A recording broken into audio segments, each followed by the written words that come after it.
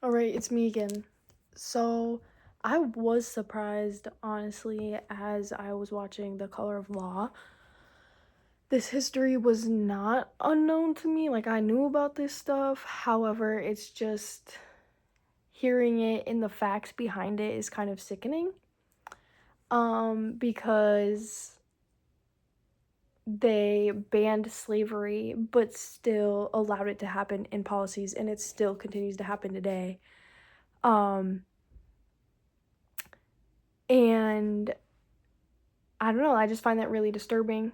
And also how, what did he say? The wealth is African Americans' wealth is 10% of white Americans, and African Americans,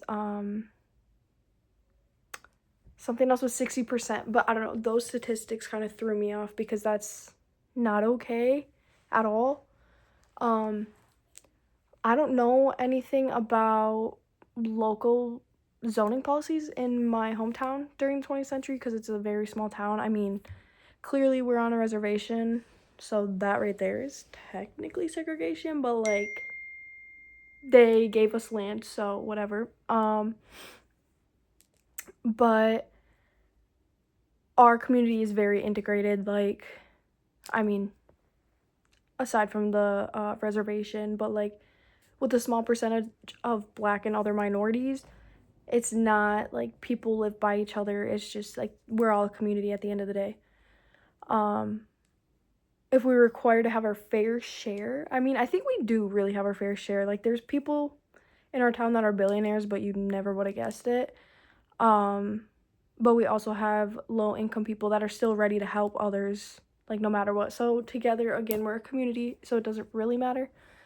Um, I don't think there's anything missing from The Color of Law. I think it's a pretty fair argument, and he has his facts, he has his policies and statistics lined up to prove that this is exactly what they were doing. And it's in history. Um,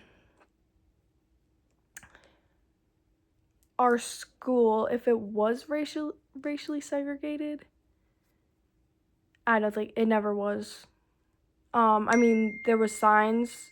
I remember somebody telling me um that there was signs up for by like water fountains, but there wasn't many black people at the time, and like still that we just don't have many black students. Um but consequences of missing out on a cross-racial friendship. I mean, you're educated, but not in all the right ways. I think that's like a personal consequence. Like, I don't know, and don't get to talk to people that like are different than you, and yeah. One thing I'd like to better understand and how I came to live there. I don't know. I kind of know most of our history and how like my grandparents moved from Chicago up to or Chicago area now, but not back then, to Forest County, Crandon area in Wisconsin. And then my great grandma, my one grandma was already in Hannahville, one was downstate. But the one downstate moved back to Hannahville, and now here's our family. I mean, there's really not much more to it, but it's all has to do with our land and yeah. Um, I'm not surprised that Chief Justice Roberts got his facts wrong.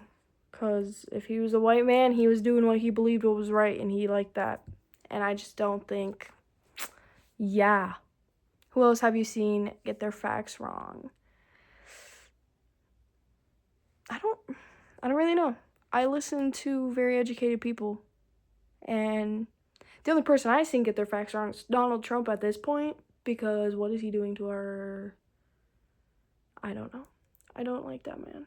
So I just think, yeah. And unanswered questions, I don't know. I just want to know why, because I think it's sickening that somebody was arrested for selling their house to a African American. I just think that's disgusting.